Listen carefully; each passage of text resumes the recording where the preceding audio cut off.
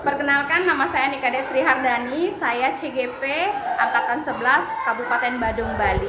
Sekarang saya bertugas di SD nomor 7 Benoa. Nah, kali ini saya akan menampilkan video desiminasi budaya positif yang telah saya buat. Disaksikan ya.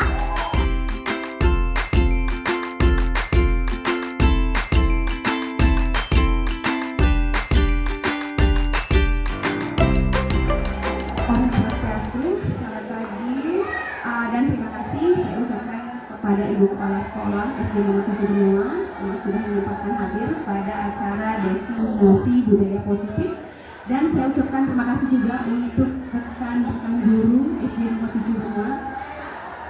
Sebelum kita melanjutkan ke acara berikutnya, mari kita berdoa terlebih dahulu, karena berkat rahmat beliau kita dapat berkumpul pada hari ini dengan keadaan yang sehat ya teman-teman ya. Saya minta teman-teman ibu kepala sekolah untuk berdiri.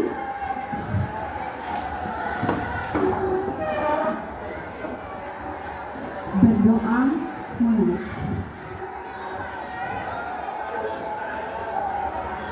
Berdoa selesai. Terima kasih teman-teman, dipersilakan untuk duduk kembali ibu. Sebelum kita lanjutkan, kita mendengarkan dulu nih ujangan-ujangan dari Ibu Kepala Sekolah terkait budaya positif yang akan saya paparkan untuk hari ini. Untuk Ibu, saya persilahkan. Baik, terima kasih Ustaz Firman. Hari ini kegiatan sudah dimulai dengan berdoa, semoga berjalan lancar seperti yang diharapkan.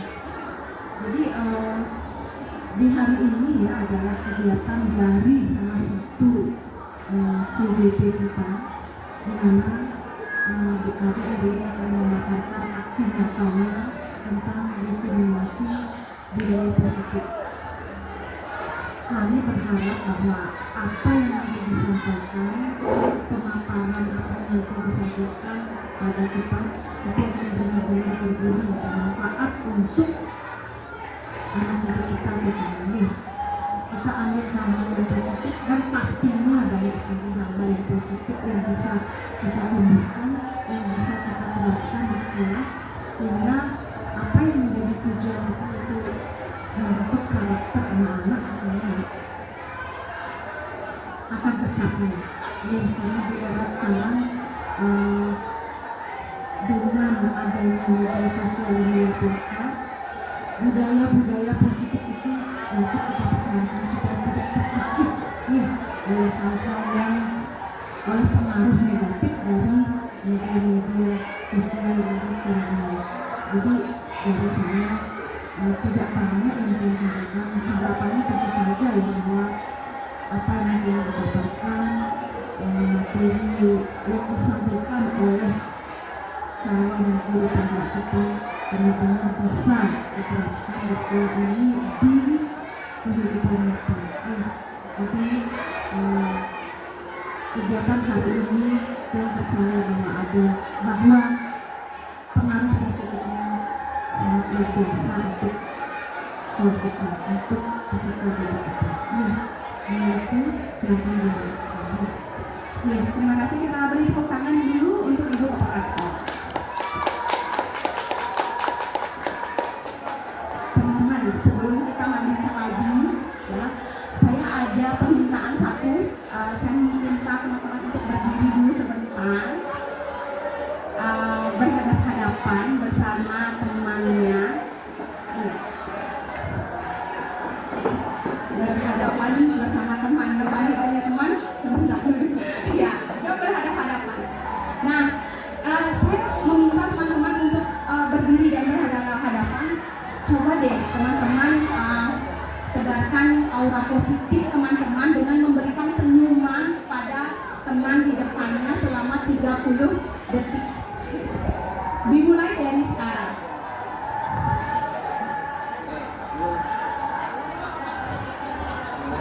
30 detik ya teman-teman ya.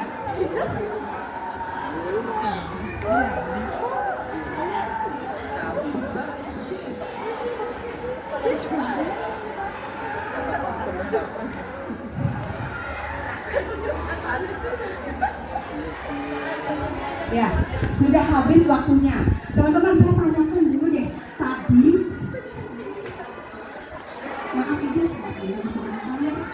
tadi apa sih yang teman-teman rasakan pada saat teman-teman berhadapan-hadapan gitu? Saya lihat teman-teman semuanya senyum-senyum, Bu Dinda ketawanya lepas, Bu Santi godain Bu Eka gitu ya. Apa sih yang dirasakan Bu Dinda? Yang dirasakan apa ya? Bahagia, bahagia, happy, lucu. Ya, mungkin terlihat kayak ada apa namanya, kayak ada strong gitu ya Bu. Kalau misalnya kita lihat temennya ketawa, kita ketawa gitu. Iya, padahal nggak ada apa-apa gitu. Iya. Kalau Bu Eka bagaimana Bu Eka? Kalau saya melihat teman saya tersenyum ya seperti dunia teralihkan gitu ya, bukan ya? Jadi virus kebahagiaan itu menular yang lain. Iya, itu tujuan kita hari ini tersenyum selama, maaf ya Kak, terima kasih, selama 30 menit. Teman-teman bisa duduk kembali. Ya, jadi itu yang kita akan rasakan ya, karena kita belajar, saya akan memaparkan terkait budaya positif. Nah, budaya positif kita dapat dari kita senyum aja sudah positif ya teman-teman ya. Artinya apa yang harus kita lakukan? Kita harus menebarkan aura apa? Positif kepada semua orang. Oke. Lanjut ya teman-teman ya. Saya sudah membuat kesepakatan di forum di diseminasi ini. Kalau mungkin ada penambahan nanti dikoreksi ya. Kalau apa namanya nanti kita tambahkan. Kalau pas ya kita gunakan kesepakatan ini ya. Di sini soal yang pertama menghargai siapapun. Jadi semuanya bebas berpendapat. Kita juga harus bisa menghargai pendapat orang lain. Jangan pendapat kita saja yang mau didengar. Ya, begitu. Walaupun salah, tidak apa-apa. Di sini kita belajar. Salah tidak boleh kita menertawakan teman kita. Begitu ya. Jadi di sini kita sama-sama saling dukung begitu ya. Kemudian menjadi pendengar yang baik. Ya, mungkin teman-teman di sekolah, di kelas mungkin sering anak-anak kalau ibu berbicara anak-anak diam dulu ya. Nah, seperti itu juga di forum ini. Okay? Kemudian izin pada saat akan keluar dari sini, kemudian berpartisipasi dalam kegiatan. Ya, berpartisipasinya secara aktif begitu ya teman-teman. Kemudian menggunakan telepon pada saat dipanggilkan saja. Mohon maaf nanti koreksi saya kalau umpamanya saya berbicara terlalu cepat, kemudian terlalu keras. Kita tolong dikoreksi karena saya memang seperti ini, terlalu ekspresif teman-teman ya. Jadi takutnya saya terlalu cepat menyampaikan ya. Iya, kita berbicara tentang budaya positif. Seorang guru yang baik harus memiliki kemampuan dalam mewujudkan budaya positif di sekolah. Budaya positif tersebut dapat dijalankan dengan menerapkan konsep-konsep inti seperti yang pertama disiplin positif, kemudian motivasi perilaku manusia, keyakinan sekolah atau kelas. Jadi kita akan buat ya, belajar buat ya, yang benar tuh membuat keyakinan sekolah atau keyakinan kelas itu seperti apa sih gitu ya, nanti kita belajar sama-sama. Kemudian kebutuhan dasar manusia dan posisi kontrol restitusi. Yang terakhir adalah segitiga restitusi. Oke, kalau saya cepat dikoreksi lagi ya teman-teman ya. Oke, teman-teman pasti pernah mendengar disiplin positif ya. Kira-kira menurut teman-teman disiplin positif itu apa sih? Tolong disiplin positif. Disiplin positif itu apa ya? Mungkin kita melaksanakan kegiatan dengan disiplin, yang baik, terus ya mengeluarkan energi positif. Iya, bagus. Terus mungkin di kelas kita memberikan anak-anak perjanjian itu mungkin ya disiplin. Membuat keyakinan Ya, ya, kalau dulu namanya kesepakatan, sekarang tidak kesepakatan karena kesepakatan menjadi keyakinan. Iya. Iya, ibu yang cantik. Menurut ibu disiplin positif itu apa sih Bu? Terima kasih Bu. waktunya. Menurut saya disiplin positif itu kegiatan yang bersifat positif yang ditebarkan oleh guru kepada siswa, bisa siswa kepada guru, yang saling positif gitu. Baik kegiatannya. Bagus sekali ya. Kita beri tepuk tangan untuk jawaban teman-teman semuanya. Oke, kita akan itu semua jawabannya benar. Jadi kita tegaskan lagi disiplin positif itu seperti apa sih, gitu ya. Disiplin positif merupakan suatu cara penerapan disiplin yang mengajarkan anak untuk bertanggung jawab dan menumbuhkan kesadaran diri berdasarkan nilai-nilai kebajikan. Disiplin positif lebih ke arah ke disiplin diri, ya, yang dapat mengontrol diri dalam melakukan segala tindakan. Disiplin diri dapat membuat murid memahami dan menyadari berdasarkan motivasi internal, ya, motivasi internal, bukan akibat paksaan, ujian atau hukuman. Nah, itu teman-teman. Jadi disiplin positif harus berasal dari internal atau dari diri anak itu sendiri. Makanya kita selalu bilang, anak itu kita sebagai guru tidak akan bisa merubah mereka kalau dirinya sendiri tidak akan berubah, tidak mau berubah. Jadi siapa yang merubah itu? Anak, dirinya sendiri. Anak juga bukan sekarang ini anak itu mau berubah karena kenapa? Mungkin ini saya sebagai guru ya, dulu sebelum saya mengenal ini, saya sering kok melakukan suatu penghukuman begitu. Kamu nggak buat PR ya, gitu kan? Kamu nggak buat PR ya? Oh iya, nanti awas ya kalau besok kamu nggak buat PR berdiri di depan kelas. Itu dia mau berubah karena apa? Karena ada motivasi eksternalnya dari gurunya. Itu tidak bisa, gitu ya. Itu dia mau, tapi ini tidak akan berubah seterusnya. Jadi pada saat itu saja dia takut sama kita.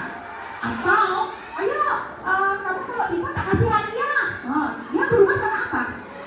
Karena mendapatkan hadiah itu termasuk apa? Motivasi atau motivasi eksternalnya. Dia termotivasi karena ada sesuatu, ada embel-embel gitu. Jadi yang paling baik motivasi internal atau eksternal? Oke, motivasi internal itu yang paling bagus. Kemudian tadi ada nilai-nilai kebajikan. Ada kata-kata nilai kebajikan. Nah, teman-teman pasti ya di kelas itu pasti menerapkan nilai-nilai kebajikan kan. Nah, contohnya disiplin gitu. Ya, mungkin disiplin atau tepat waktu, terus mengerjakan tugas sendiri, mungkin seperti itu. Nah, nanti acuan dari nilai-nilai kebajikan ini adalah 6 dimensi profil pelajar Pancasila. Ini contohnya, kita bisa kasih contoh nih, yang masuk beriman dan bertakwa. Gitu. Beriman dan bertakwa contohnya, Pak Andi, saya minta Pak Andi. Kalau beriman dan bertakwa nilai kebajikannya kira-kira apa sih Pak Andi? Terima kasih. Terkait masalah beriman dan bertakwa ini, contohnya begitu seperti di sekolah ya. Kita kan setiap pagi melakukan pembiasaan, sebelumnya itu sudah melakukan persembahyaan bersama, itu kan termasuk beriman. Iya, bagus sekali. Kemudian saya mau tanya untuk berkebinekaan global. Saya mau berpartisipasi berkebinekaan global. Ibu Dinda, makasih apa Dinda?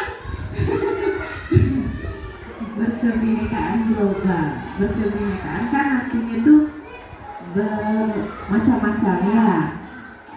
Contoh itu mungkin dalam sekolah itu saat hari Kamis menggunakan pakaian adat. Ya. Jadi tidak hanya yang beragama Hindu saja yang menggunakan, tetapi semuanya. Ya, bagus. Itu berkebinekaan global. Termasuk menghargai ya Bu, yang menghargai. Seperti contohnya murid-murid kita itu kan bukan semua orang Bali ya Bu ya.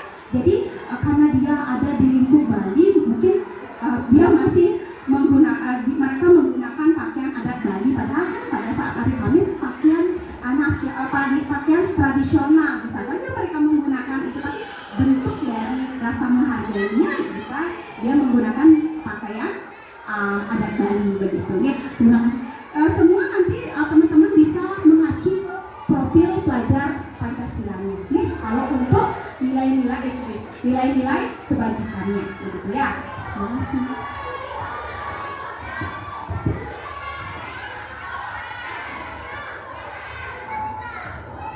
Oke, kita lanjut ke motivasi perilaku manusia. Tadi kita sudah senggol-senggol sedikit ya tentang motivasi ya, teman-teman ya.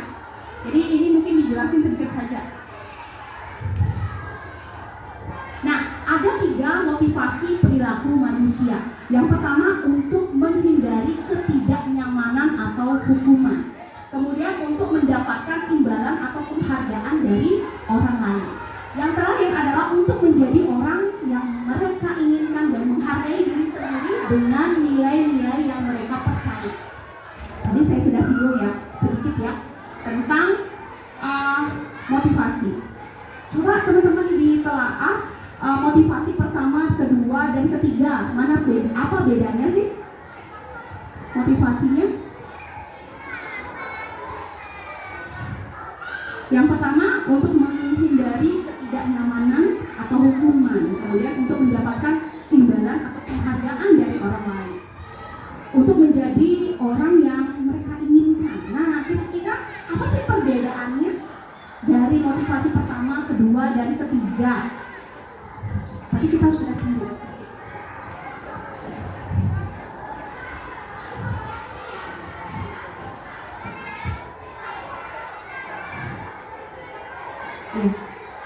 Iya. Dari tadi saya berpikir, udah tahu jawabannya. Masih ada waktunya. Perbedaannya itu yang pertama dan yang kedua itu berasal dari orang lain, eksternal. Betul. Nah, sedangkan yang ketiga itu berasal dari diri sendiri, yaitu internal. Ya, apakah Bu Yulia pada saat mengajar di kelas, apakah Bu Yulia sudah tidak dari ketiga ini yang mana Bu Yulia biasanya terapkan di motivasi perilakunya? Biasanya sih saya terapkan yang pertama ya. Iya, itu kebanyakan ya Bu ya. Saya juga seperti itu. Nanti kita sama-sama belajar di sini. Oke? Biasanya menghukumnya seperti apa sih Bu? Misalnya kalau dia itu ribut pada saat pembelajaran, ya saya suruh anak-anak berdiri sampai pegel. Biar dia diam, langsung dia fokus gitu belajarnya.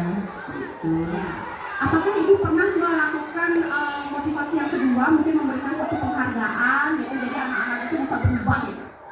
Pernah dulu saya itu saat pelajaran matematika, saya memotivasi anak-anak supaya menghafal perkalian.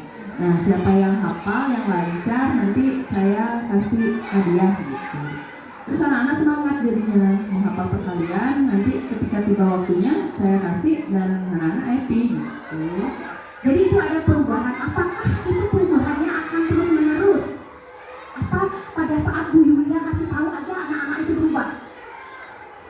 Kasih tahu aja. Iya ya Mas ya. Itu jadi karena tidak ada kesadaran dari dirinya sendiri. Makanya kita katanya sekarang harus menumbuhkan motivasi di dalam dirinya. Ya, tumbuhkan. Seperti contohnya, kamu jangan buang sampah ya gitu. Tapi kita sekedar bilang jangan buang sampah. Sebenarnya kita harus menanamkan kesadaran mereka. Kalau kalian buang sampah, terus sampahnya itu mungkin karena sampah plastik tertimbun oleh tanah, akan terjadi polusi tanah. Tanah itu kalau dikasih tahu seperti itu sebenarnya. Tapi kita kan sekarang jangan buang sampah sembarangan gitu ya. Jadi nanti kita berikan pemahaman ya agar motivasi internalnya lebih lagi begitu ya. Makasih Bu Yulia.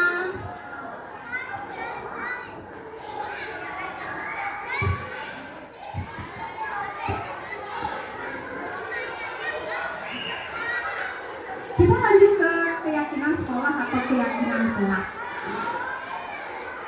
Teman-teman saya mau tanya dulu deh. Teman-teman sudah ada yang membuat keyakinan kelas atau keyakinan, ya jangan ada keyakinan sekolah dulu, keyakinan kelas lah di kelas. Pernah? Sudah? Iya, sudah. Bagus ya. Kemudian teman-teman mengajak guru tidak berpartisipasi dalam membuat keyakinan ini. Mengajak. Oke, bagus sekali. Nah, guru berperan dalam mewujudkan terbentuknya keyakinan sekolah atau kelas dengan adanya kesepakatan antara guru dan murid. Keyakinan sekolah atau kelas berupa pernyataan-pernyataan yang universal atau yang bebas, gitu ya. Kemudian yang mudah diingat dan dipahami atau harus diterapkan di lingkungan sekolah. Kita nggak perlu tuh terlalu bangun buat keyakinan, tetapi keyakinan yang kita buat itu tidak diterapkan di sekolah, cuman omong kosong. Jadi tidak perlu terlalu banyak dari 1 sampai 100 buat keyakinan, nggak usah. Ya, buat keyakinan sesuai dengan kebutuhan siswanya. Kita mampu tidak akan menerapkan itu, gitu ya. Kalau kita tidak mampu, kita buat yang kita mampu, gitu ya. Kemudian sekarang kita akan mempraktekkan membuat keyakinan kelas. Ya, yang pertama kita buat dulu lah peraturan. Ya, peraturan kita tulis di sini ya, di post-it saya. Saya akan bagikan ke teman-teman. Karena teman-teman buat berapa banyak peraturan.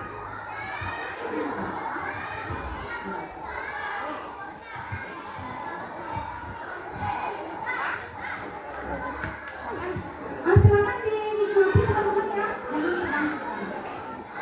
Jangan cuma bapaknya yang bisa tegang ya teman-teman ya.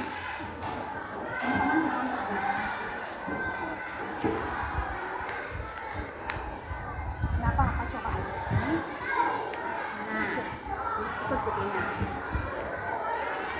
Ya, peraturan.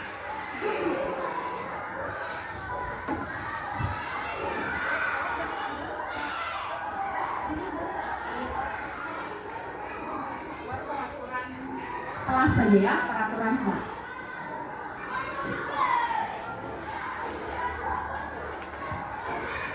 Membuat keyakinan kelas atas dasar dari peraturan yang ya, begitu. Ini. Ya.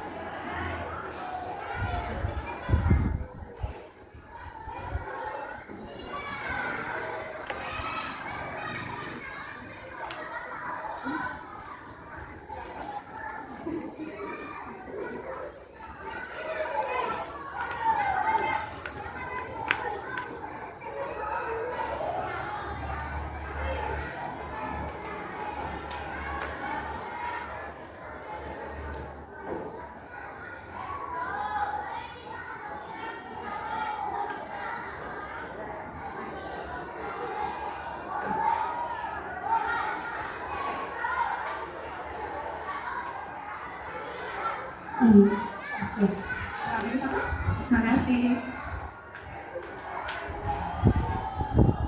Nah, saya sudah melihat teman-teman contoh apa peraturan yang dibuat gitu ya. Jadi apa sih bedanya peraturan dengan keyakinan? Apa sih bedanya peraturan dengan keyakinan?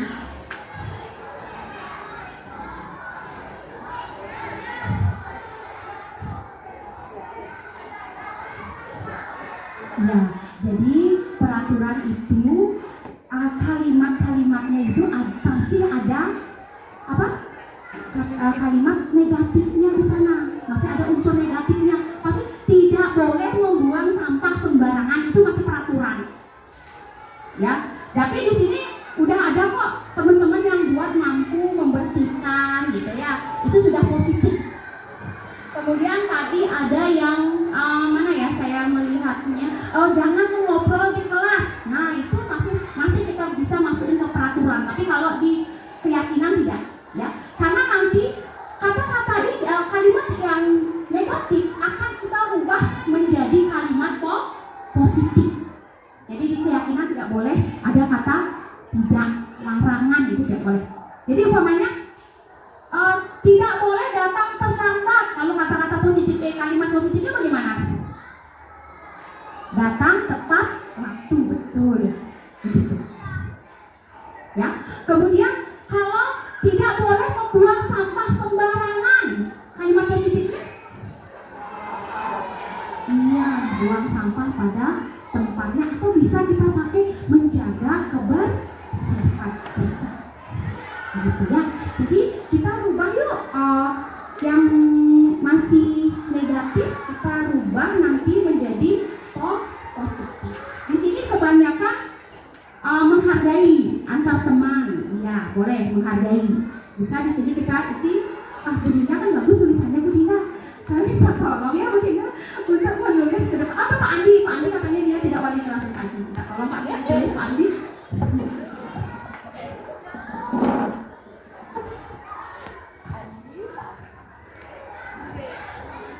Jadi peraturan bisa dibuat banyak boleh ya. Nanti baru kita lanjutkan lagi gitu ya. Ini bisa Pak Andi masukin menjaga kebersihan. Jangan Pak menjaga kebersihan kalimat positifnya.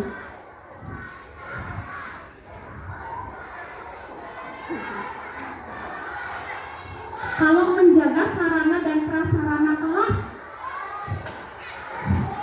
kalimat positif sudah ya.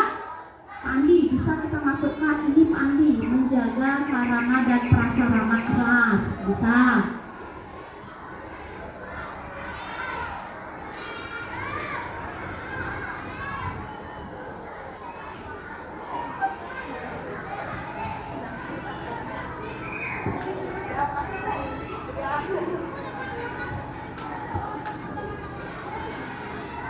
Silakan teman-teman dinikmati dulu teman-teman.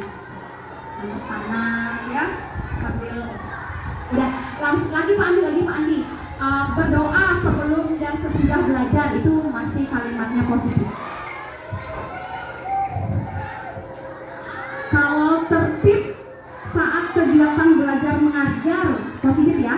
Oke, bisa Pak Andi yang tertib masukin Pak Andi. Ini ya nanti ya.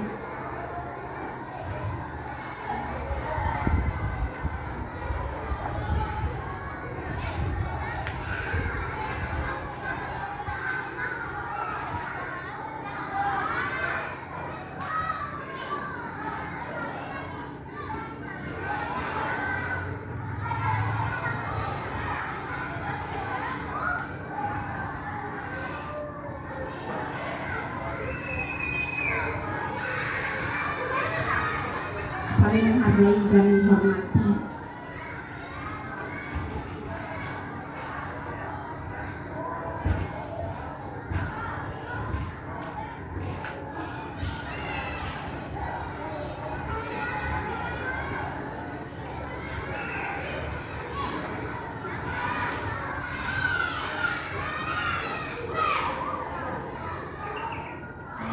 Mengerjakan tugas yang diberikan.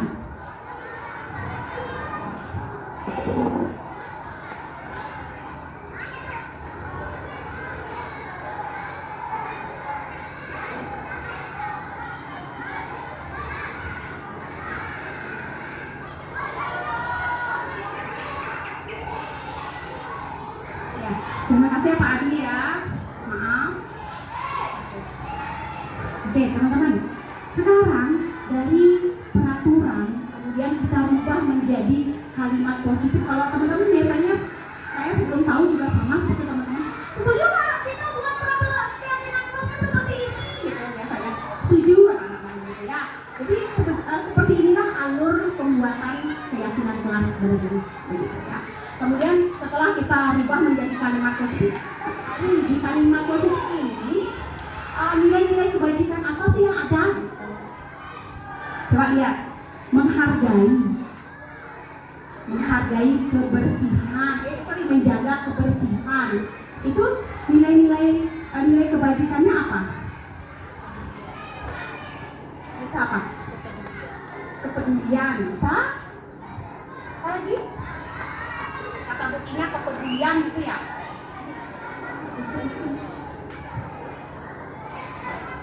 Itu loh. Ini nilai-nilai kebajikannya apa nih? Nomor 1, apa buktinya? Nilai kebajikannya kepedulian.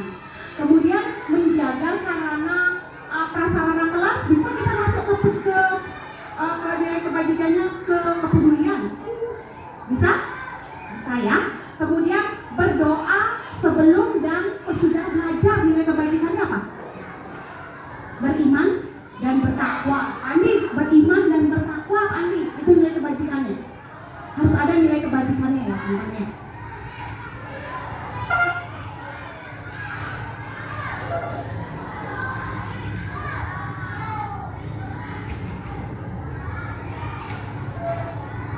Kemudian tertib saat kegiatan belajar, itu masuk nilai kebajikannya apa? Bisa kita masukkan disiplin? Ya, disiplin Pak Andi.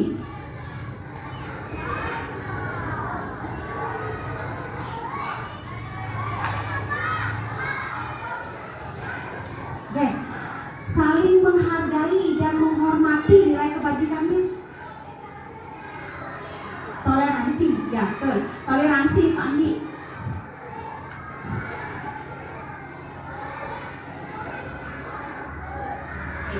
Kemudian mengerjakan tugas yang diberikan, nilai ininya kebajikannya tanggung jawab, ya tanggung jawab Pak Andi. Ya. Sejauh ini teman-teman sudah paham? Sudah paham ya? Iya. Terima kasih.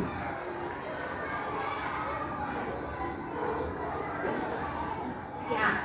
Kemudian sekarang kita ke tabel T. Ada tabel T, tabel Y. Nah, di tabel T ini tampak seperti yang kita lihat. Gitu. Yang kita lihat tuh contohnya apa? Contohnya apa yang kita lihat?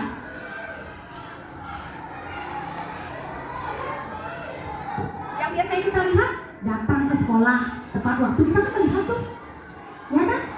Ya, di tabel T, kadang-kadang kami pun masih bingung ya, karena kita ngambilnya dari nilai kebajikan.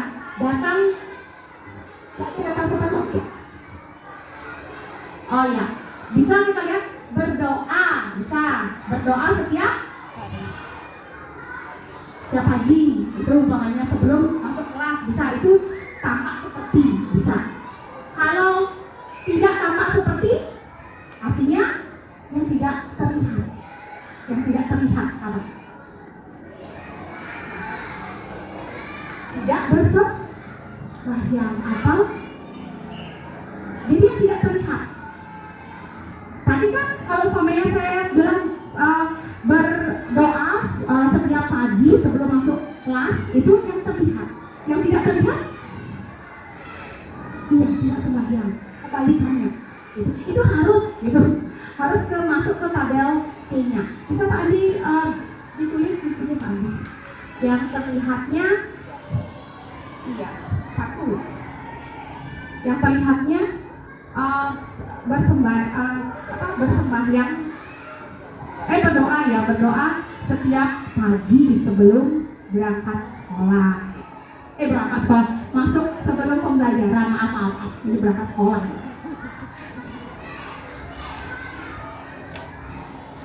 Oke, yang tidak tampak adalah tidak melakukan, tidak berdoa. Ya, tidak tampaknya Pak Andi.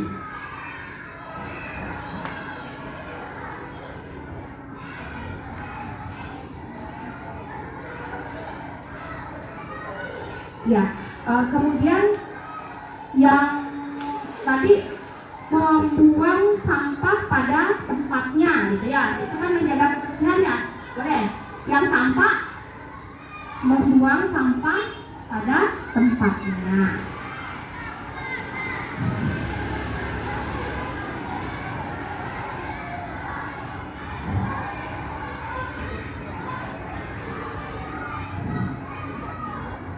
Ya, jadi kalau yang tak lihat ya membuang sampah itu jadinya, jadi kebalikannya. Jadi ya di situ yang tidak tampak apa? Membuang sampah sembarangan. Itu contohnya ya. Kalau umpamanya mau buat ini ribet ya, panjang ya. Tapi nanti hasilnya ada di dalamnya, ada nilai kebajikannya, gitu ya. Ya, kita pakai contoh 2 aja ya teman-teman ya. Kemudian di tabel Y, mungkin terdengar. Nah, yang terdengar itu di mana? Umpamanya nih anak-anak tidak sembahyang gitu. Gimana biasanya anak-anak ngomongnya? Ada Bu Guru, kita nggak sembahyang, biasanya gitu ya. Ya kan? Oh, temennya biasanya lapor, Bu Guru gitu ya. Ya, biasanya temannya melapor gitu. Ya, melapor. Itu nanti masuk ke perilaku, Bu. Kalau temannya melapor nanti masuk ke perilaku. Oke. Kalau yang terdengar biasanya bisik-bisiknya gitu, bisik-bisiknya. Bisik-bisiknya. Aku nggak sembahyang loh, gitu ya, biasanya ya. Ya, aku nggak sembahyang loh. Ya, gitu. Iya, itu kata-katanya dia yang terdengar, ya. Itu satu ya.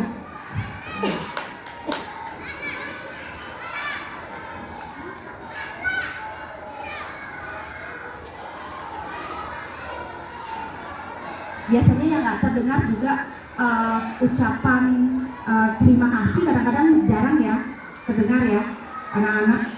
Permisi gitu jarang ya. Terima kasih, permisi.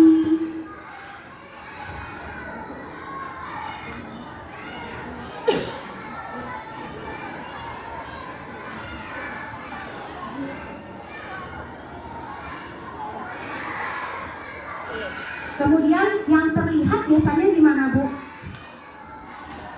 Dia membersihkan kelas, terlihat kan? Ya, bisa membersihkan kelas. Ya, bukan kelas. Terlihat ya, dia bersih-bersih gitu ya.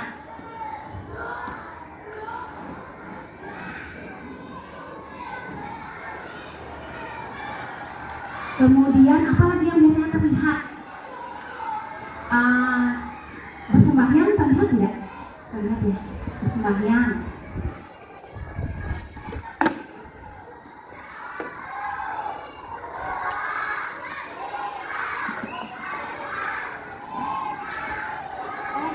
Ada lagi yang terlihat? Yang terlihat? Membuang sampah. Membuang sampah. Ya, bisa membuang sampah. Salin perilaku. Ya, masuk ke perilaku.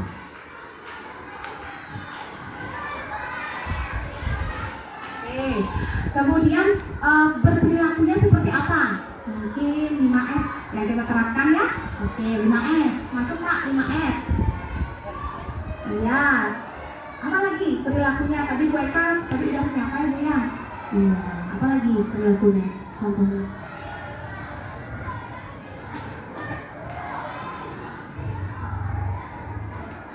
Bertanggung jawab perilaku tidak? Iya, perilaku ya. Bertanggung jawab. Toleransi juga termasuk perilaku.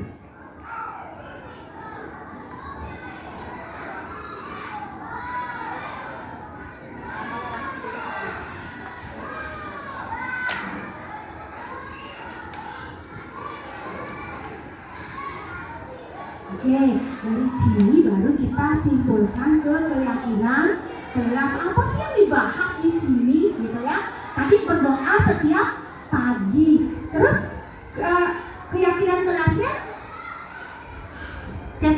kok berdoa?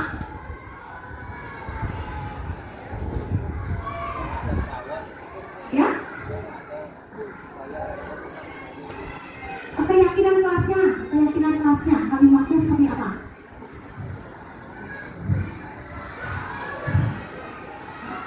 boleh berdoa atau apa menghargai, bisa masuk ke iman bertakwa ini. Kebajikannya kan masuk ke iman bertakwa, menghargai umat beragama lain pada saat menjalankan ibadah, bisa. Kan biasanya anak-anak mengganggu, ya. Tapi di situ kita tidak boleh menggunakan kata tidak boleh mengganggu. Nah, kira-kira kalimat singkatnya seperti apa? Toleransi antar umat beragama. Menghargai umat beragama lain, gitu.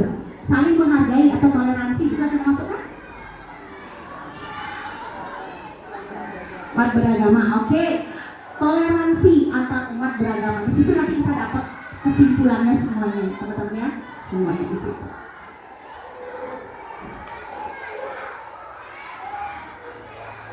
Kemudian di sana semuanya ada kata-kata, ada membersihkan kelas, kemudian membuang sampah pada tempatnya. Kemudian keyakinannya kira-kira apa?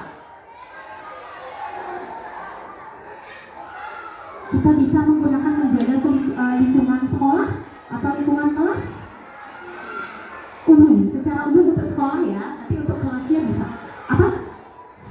Untuk kebersihannya menjaga lingkungan kelas. Kita buat yang kelas dulu, betul? Ya, kelas. Menjaga lingkungan kelas itu yang nanti akan kita lakukan pada saat teman-teman menyusun keyakinan kelas. Ya, ini tahapan-tahapannya. Ya, karena bukan saya tidak belum juga sih melakukan ini teman-teman. Ya, saya memaparkan dulu ke teman-teman biar kita sejalan nanti gitu ya. Pada saat kita, terima kasih Pak Andi, tepuk tangan buat Pak Andi dulu.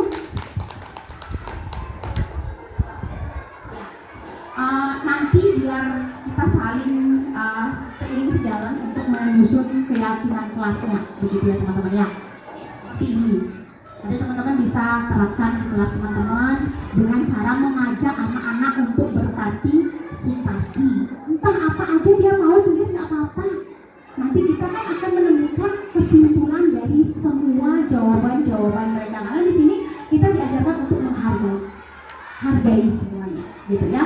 Nanti baru kita cari, kita renungkan bersama anak-anak yang mana yang akan kita gunakan sebagai keyakinan kelas kita, atau nanti skupnya yang lebih besar mungkin di sekolah kita juga harus libatkan anak-anak, bukan gurunya, bukan kepala sekolah, guru dan pegawainya saja, tetapi anak-anak. Kita kan ingin mendengar apa sih yang diinginkan anak-anak itu, apa sih yang mereka inginkan, tidak kita yang membuat. Tanyakan, kemudian kita nanti rangkum bersama gitu pahamnya, ya, begitu teman-teman. Terima kasih. Ini contoh keyakinan kelas kita kelihatan ya. Ini sudah semua kalimat-kalimatnya positif. Berarti ya keyakinan kelas kalimatnya positif, tidak ada kalimat negatifnya. Oke, terima kasih sekali ya teman-teman ya. Dari tadi teman-teman sudah butuh semangat sekali. Bu Eka, Bu Santi, Bu Yulia, kemudian Bu Linda, Pak Andi udah bantu saya ya. Terima kasih. Kita ice breaking dulu ya. Kita ada hadapan lagi, bukan berarti berpasangan, bukan berarti cinta-cintaan, oke? Kita berhadapan dulu. Bu Linda sama Pak Andi, nggak apa-apa ya? Nggak apa-apa. Ini bukan apa? Ice breakingnya bukan perut-perutan, Bu Linda, bukan. Jadi keluarnya adalah bukan tutup tangkap, ya, bukan tutup tangkap. Jadi satu orang tangannya seperti ini, satu orang saja. Ini dipilih siapa yang mau begini? Aku aja begini. Ya, oke. Tangannya ditutup seperti ini, satu orang saja, dipilih temennya. Kemudian nanti yang temen berikutnya, temen yang di depannya, nanti kalau saya bilang buka tangannya, tutup gitu ya. Tangkap tangannya. Yang ditangkap itu nanti menghindar. Oke? Ya, oke? Begitu ya. Kita akan mengulang sebanyak 5 kali. Oke. Nanti kalau buka disentuh aja tangannya. Bu Dina boleh disentuh tangannya? Boleh? Boleh, oke, boleh. Jadi buka, dibuka di tangannya. Tutup, ditutup Bu. Tangkap. Pada saat ditangkap Bu Yuli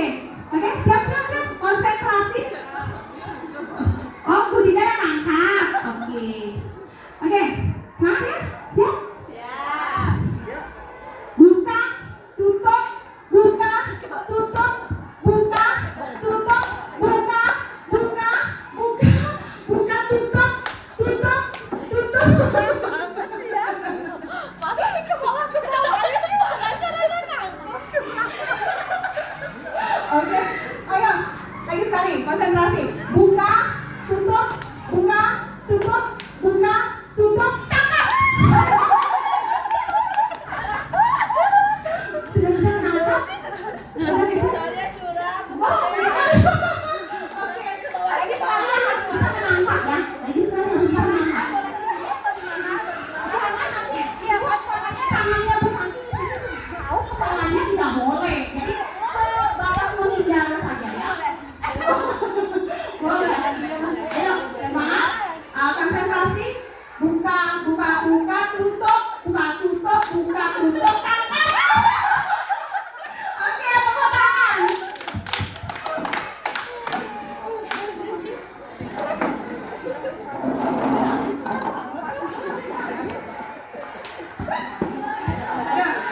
Senang ya teman-teman ya. Nah, tujuannya ice breaking itu setiap di kelas kadang-kadang bukan saya cuma bisa berbicara seperti ini aja. Biasanya kalau di kelas kadang-kadang sudah lupa waktunya pada saat kita sudah menjelaskan, lupa ice breaking, ya kan? Iya. Nanti alangkah baiknya nanti teman-teman pada saat baru masuk ditanyakan ya kabar anak-anaknya seperti apa ya teman-teman ya. Kadang-kadang kita nggak tahu tiba-tiba anaknya nyebong di kelas gitu ya, tiba-tiba cemberut, kita nggak anak apa sih kamu cemberut gitu. Jadi kita tanyakan kamu happy ya hari ini, terus ada kejadian apa sih yang kamu alami pada saat berangkat dari rumah gitu. Itu juga termasuk budaya positif teman-teman ya. Kita langsung ke kebutuhan dasar manusia. Apa saja sih kebutuhan dasar manusia teman-teman? Makan, baik. Pakaian, jadi kebutuhan pokok maksudnya. Oh iya. Jadi kebutuhan dasar manusia itu yang ini ya teman-teman ya. Oke.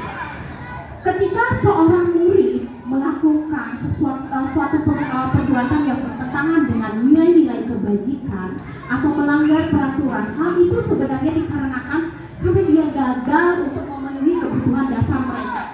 Nah, kebutuhan dasar manusia menurut di pendidikan itu seperti ini. Kebutuhan bertahan hidup, mungkin makanan yang tadi Bu Rida bilang gitu ya. Kemudian kasih sayang. Kemudian penguasaan, kebebasan dan kesenangan. Itu kebutuhan dasar manusia. Kita lihat yuk. Oke. Di sini ada studi kasus. Saya belepotan ya. Ini studi kasus ya. Studi kasusnya Bu Sulaika, guru kelas 9 ya. Maaf saya double nulisnya ya. Kemudian sedang bingung menghadapi ulah salah satu murid di kelasnya. Ini namanya ya. Kemudian Tommy yang seringkali beberapa anak yang mengeluhkan Tommy yang seringkali membekal makan siang mereka dengan paksa gitu. Jika Anda menghadapi situasi Bu Sulaika, apa yang akan Anda lakukan? Kemudian menurut Anda kira-kira apa sih alasan si Tommy ya harusnya ya, saya salah ketik, maaf ya. Si Tommy ini melakukan hal itu. Jadi pada saat teman-teman mendengar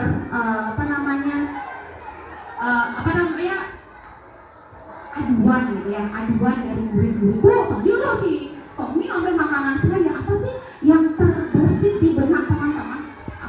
Apa gitu ya? Kamu makan, gitu. Ya itu yang sering saya lakukan sih sama teman-teman. Makanya saya bisa berbicara seperti ini gitu ya. Tapi itu salah sebenarnya. Ya. Apa sih yang harus kita lakukan terlebih dahulu? Betul, menanyakan alasannya kenapa kayak gitu. Kenapa? Ya, inilah alasan Tommy. Ya, karena ia lapar, orang tuanya tidak membawakan bekal saja. Dia punya alasan seperti itu. Bu,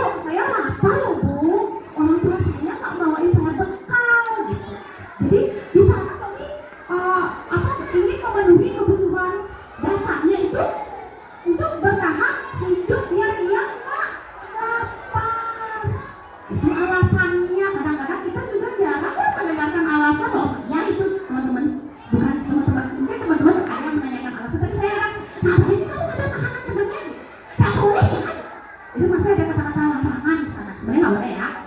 Kemudian ini mungkin alasannya dia seperti itu, orang tuanya tidak membawakan bekal. Jadi dia di situ bertahan hidup, kebutuhan dasarnya.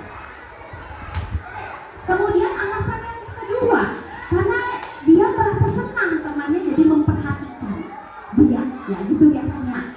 Mungkin anak-anak yang seperti itu jarang diperhatikan di rumahnya, mungkin orang tuanya sibuk.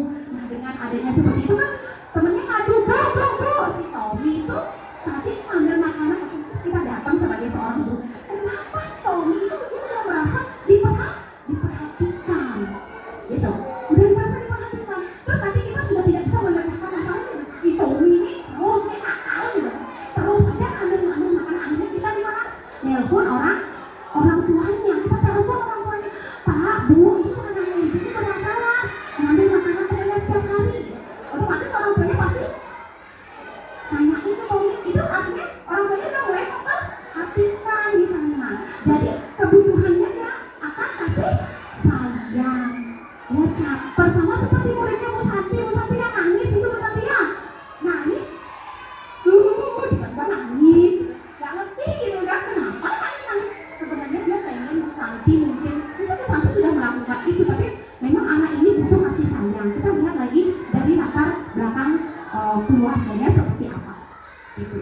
Jadi saya melihat itu ya Bu Santi ya, nangis tiba-tiba terus nanti didatangi sama temennya, dia merasa menikmati gitu, karena dia merasa disayangi, merasa diperhatikan. Itu kebutuhan dasarnya.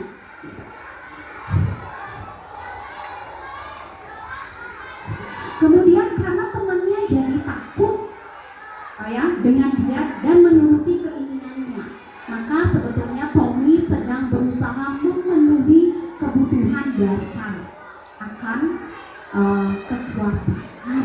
Jadi banyak anak-anak seperti itu merasa, ada yang takut sama saya. Gitu. Dia merasa berkuasa, jadi apa yang dia inginkan, oke, makananmu buat sini, gitu. Aku makan, jadi temannya merasa takut itu, dia merasa berkuasa. Itu kebutuhan dasar yang ingin dipenuhi adalah kekuasaan. Itu. Ya. Kemudian berikutnya, di alasan yang keempat, bisa aja karena dia merasa bosan dengan bekal yang itu saja, bisa. Karena saya sering melihat anak-anak dibekali dari semester 1 sampai semester 2 itu bekalnya nasi goreng. Kalau nasi goreng, mie goreng. Jadi anak itu ingin apa? Ingin mencicipi punya temannya. Biar dia tahu rasa makanan temannya yang beragam itu seperti apa sih, gitu. Di sini dia sedang berusaha memenuhi kebebasannya untuk memilih makanannya. Itu tidak salah juga, tidak salah, itu kebutuhan. Ya, yang terakhir, alasan yang terakhir adalah karena ia melakukannya karena iseng, dan dia senang melihat ekspresi teman-temannya. Karena kalian lagi saya ingat sama muda saya, maaf ya guru, bapak guru ya, pernah nggak teman-teman melihat muridnya seperti itu? Ada yang mau makanan, tiba-tiba dia diambil gitu, temannya yang nangis, dia senang gitu, dia senang menikmati nangisnya temannya, dia menikmati marah temannya, dia kan itu dia berusaha memenuhi kebutuhan apa? Kesenangannya dia, gitu, senang dia temannya. Gitu ya, itu kebutuhan. Teman-teman juga harus tahu kebutuhan dasarnya manusia itu seperti itu. Itu yang terjadi di anak-anak kita. Jadi kadang-kadang kita juga kurang paham ya. Sekarang dari sini mungkin nanti pada saat pengambilan keputusan di mana teman-teman bisa melihat ini ya, bisa menerapkan ini. Kita lihat alasannya itu dia ingin kebutuhan apa sih yang ingin dipenuhi ya.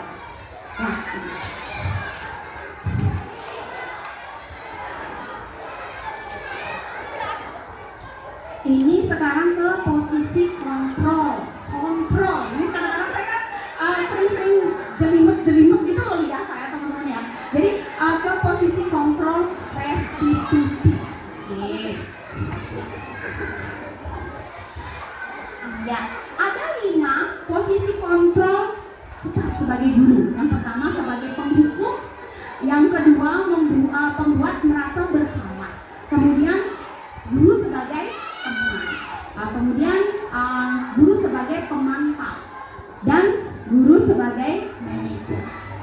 Oke, nanti kita akan praktekkan ya. Nanti ada yang berpartisipasi di segitiga diskusi, kita nanti praktek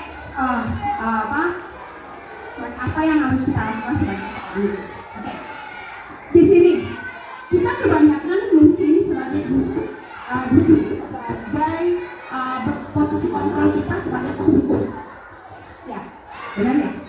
Kalau umpamanya salah kita hukum, seperti saya mungkin suruh mengerjakan lebih banyak lagi tulisan mencatatnya seperti apa, atau suruh ngajarin bukunya bagaimana, itu bentuk penghukuman. Itu tidak boleh sebenarnya.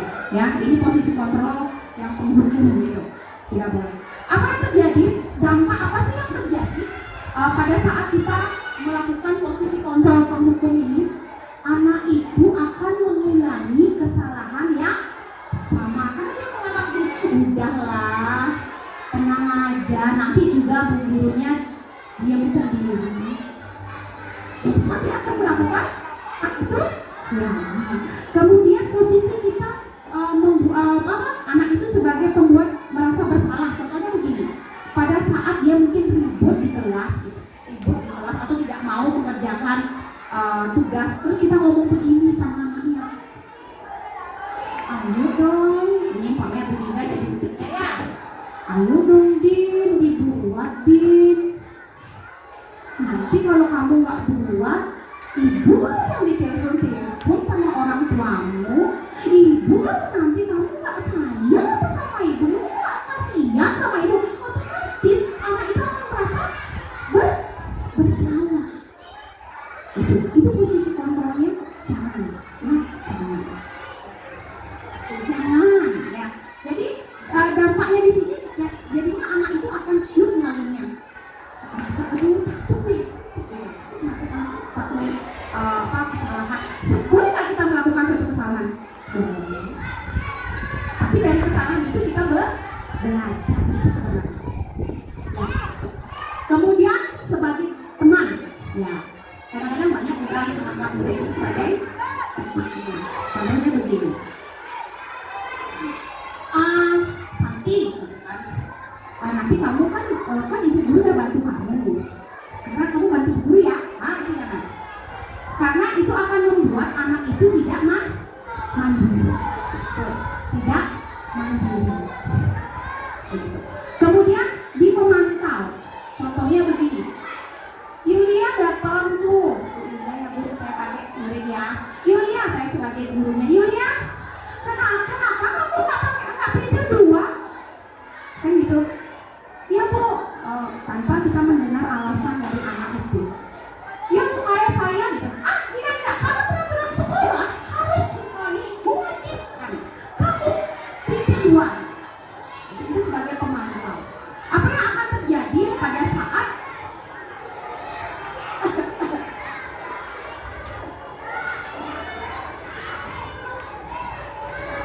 di sini kita kalau di pemantau ini terlalu menitik beratkan kepada sanksi.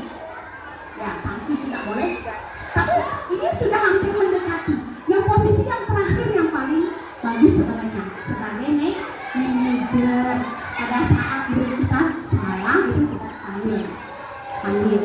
Nur, kenapa sih kamu pakai baju pelintir cuma kamu nggak dikepang rambutmu? Pasti dia memberikan satu alasan. Bu, kenapa saya nggak dikepang gara-gara saya nggak ada karet, Bu, atau orang tua saya nggak bisa pelintirin, atau rambut saya itu disisir nggak bisa tiba-tiba disisir di rambut saya itu namanya. Terus kita harus bisa menerima alasan di situ kita sebagai jangan aku nggak apa-apa besok karena seperti itu. Itu posisi kita sebagai seorang manajer.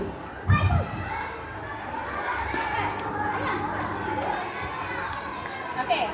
Di antara kelima posisi kontrol tersebut sebaiknya seorang guru menggunakan posisi kontrol manajer. Ya. Sebagai manajer, guru dapat berbuat sesuatu bersama murid, mempersilahkan murid bertanggung jawab dan mendukung murid agar dapat menemukan solusi. Selain itu, posisi manajer mengacu pada restitusi yang dapat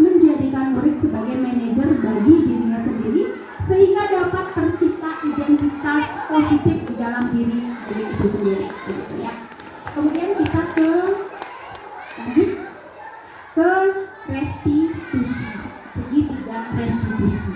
Ini teman-teman ya. Jadi di segitiga restitusi itu ada 3 teman-teman. Ada yang pertama validasi kebutuhan. Kemudian yang kedua menstabilkan identitas.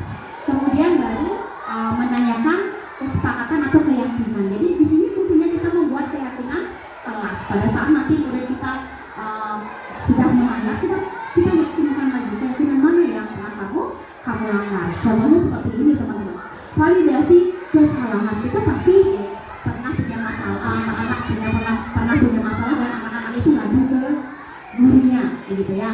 Bu, tadi tuh si Ditya gitu umpamanya nih dorong si Nanda gitu, sampai jatuh. Nah, kita kan belum tahu kenapa, alasannya dia seperti apa kok bisa mendorong gitu. Kita sebagai guru panggil dia, tanya, Ditya, benar tidak kamu tadi mendorong Nanda? Gitu. Terus di sini kita stabilkan ya. Kita validasi dulu. Di sini ibu tidak mencari siapa yang benar, siapa yang salah. Tapi ibu hanya mencari solusi dari permasalahan yang terjadi. Itu menstabilkan, itu memvalidasi kebutuhannya. Kemudian baru kita menstabilkan. Ya, kemudian apa sih? Lalu kita bilang gak apa-apa kok berbuat salah. Setiap manusia pasti pernah punya salah, ibu juga pernah punya salah, gitu ya. Kita stabilkan biar dia tidak merasa terpojokkan. Kemudian baru kita ke keyakinan yang kita buat. Kira-kira kalau kamu melakukan hal itu, apa sih alasannya kamu melakukan hal itu? Gitu. Kira-kira kalau kamu melakukan hal itu, keyakinan mana sih yang telah kamu langgar? Terus nanti pasti dia akan berbicara, keyakinan ini yang saya langgar. Mungkin menjaga keamanan kelas dan ketertiban mungkin ya, atau kenyamanan gitu. Bisa. Oh iya itu ya. Nah sekarang baru kita lanjutkan lagi hal seperti itu. Sekarang kamu cari deh si Nanda gitu. Dan ibu harap pada saat nanti kamu balik ke kelas, kamu sudah berbaikan ya sama Nanda gitu. Oke. Artinya dia sudah mencari solusi dari permasalahan dia sendiri dan memecahkan permasalahan yang dia hadapi. Itu berasal dari eksternal apa internalnya? Oke, berasal dari internalnya. Ya, sekarang kita mempraktekkan yuk seperti apa sih kita sebagai seorang guru pada saat terjadi masalah gitu kepada murid kita dengan menggunakan segitiga restitusi supaya membuat antisipasi.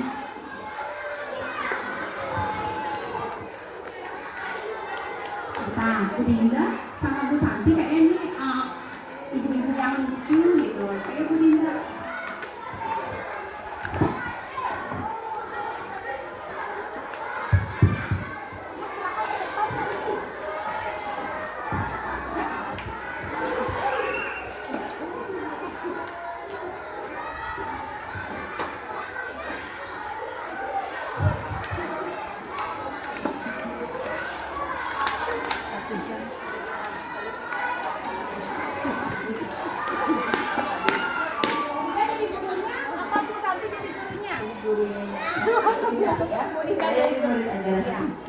Maaf Dinda, kita pertama kita tanyakan dulu, kita validasi karena kejadiannya seperti apa tuh? Ceritanya kejadiannya seperti apa? Kenapa Santi? Kejadiannya seperti apa kok menangis? Iya.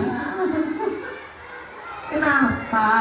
Tadi saya didorong sama teman saya, sama Yulia dorong.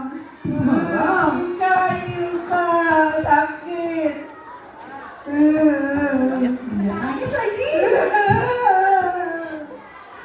Sekarang udah panggil Yulia. Tadi siapa yang dorong? Yulia.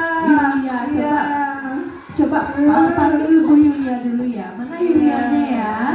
Yulia. Oh Yulia, coba sini dulu. Bu Guru mau tanya sesuatu. Itu ya bukan ya?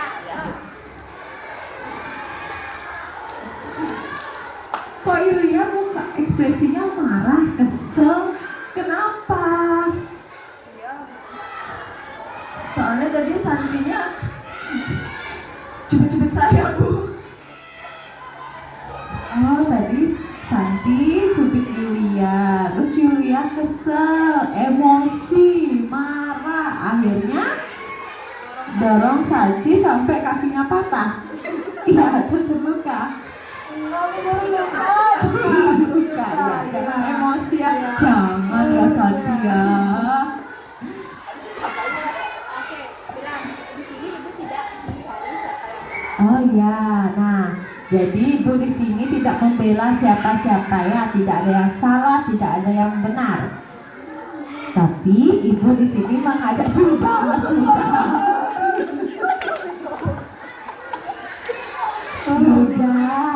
Sudah, tenang ya Dik ya, tenang.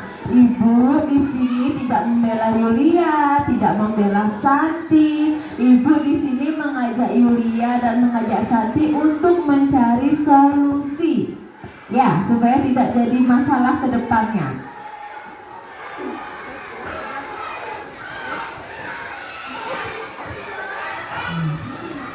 Tidak apa-apa kok Yulia, berbuat salah itu tidak apa-apa. Ibu juga pernah berbuat salah. Semua orang di dunia ini pernah berbuat salah. Nah, kita kan sudah punya keyakinan di kelas. Ya Yulia tahu kita punya keyakinan di kelas. Ikut berpartisipasi saat membuat keyakinan kelas tidak? Ikut. Nah, kira-kira keyakinan kelas apa yang sudah Yulia langgar sampai membuat kakinya Santi terluka? Menjaga keamanan kelas. Menjaga keamanan kelas itu keyakinan yang Yulia langgar. Iya. Nah terus Yulia sudah tahu nih keyakinan yang Yulia langgar. Apa yang harus Yulia lakukan? Minta maaf. Kok ikhlas banget toh Yulia.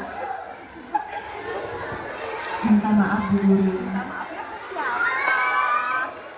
Terus Santi. jadi jangan kamu nyuruh disampaikan Gitu ya Yulia ya. Terus sekarang gimana? Apa yang harus kamu lakukan? minta maaf sama Santi. Tapi kok pernah nyelegodok gitu? Santi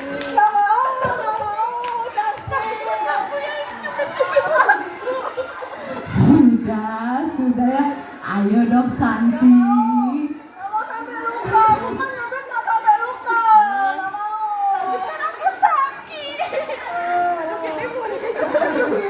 Aku minta maaf ya Santi. Aku maafin ya, jangan lagi gigitin aku ya. Iya, sudah perbaikan. Terima kasih Bu Santi, Bu Dinda, sama Bu Yulia. Tepuk tangan semuanya.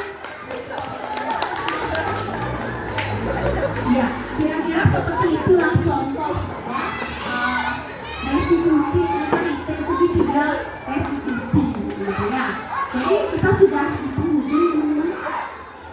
Kita simpulkan saja. Oh, ini sebenarnya saya punya videonya. Videonya anak-anak sedang belajar di situ. Kemudian dia marah karena ada temannya yang ribut, gitu ya, yang ribut. Nah, kita lihat dia marah. Nah, dia karena temannya ribut dia marah karena dia mau belajar.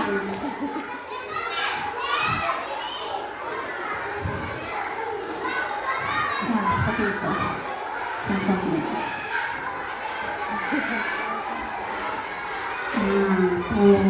Dia kan sepenggal itu nanti ada yang melapor ke gurunya, terus gurunya mencari menanyakan gitu ya, menggunakan segitiga restitusi.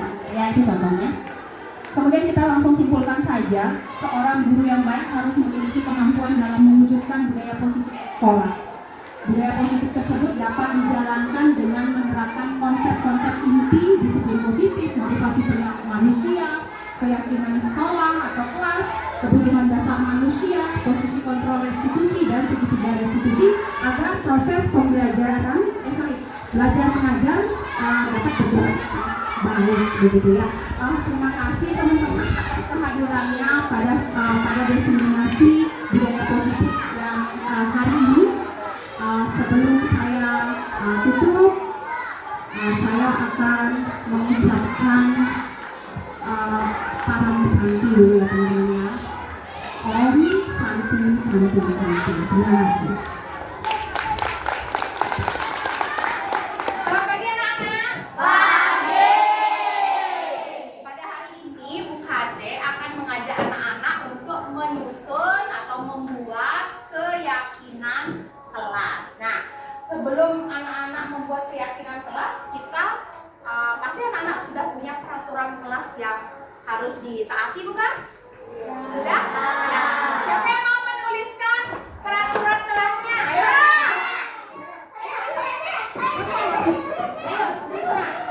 Apa? Kan temennya giliran ya. Giliran ya.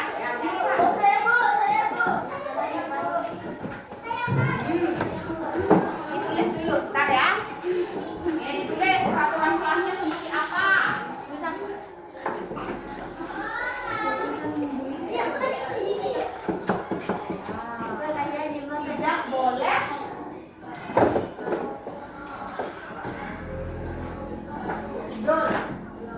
kelas. Boleh tidur di kelas. Kemudian ya, siapa lagi? Ada yang mau? Ya.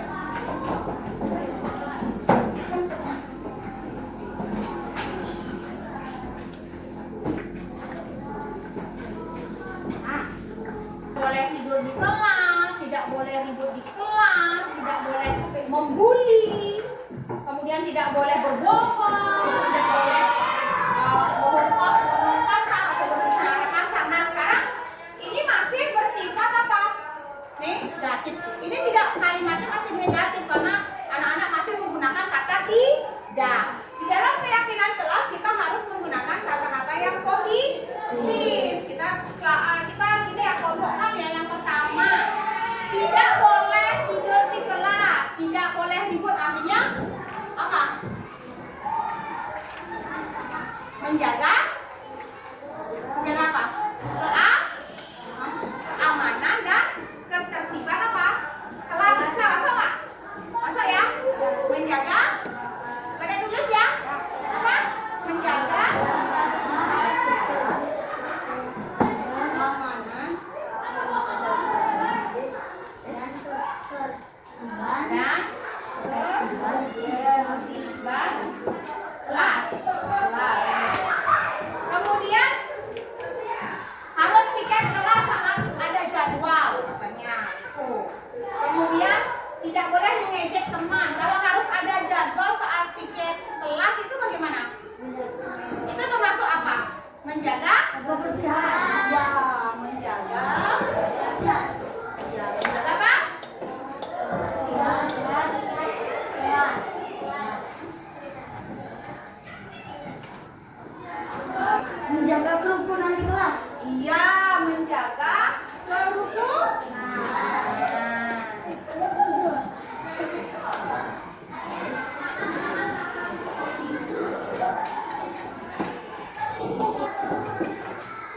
Oke, apa lagi nih? Tidak boleh berkelahi, sudah.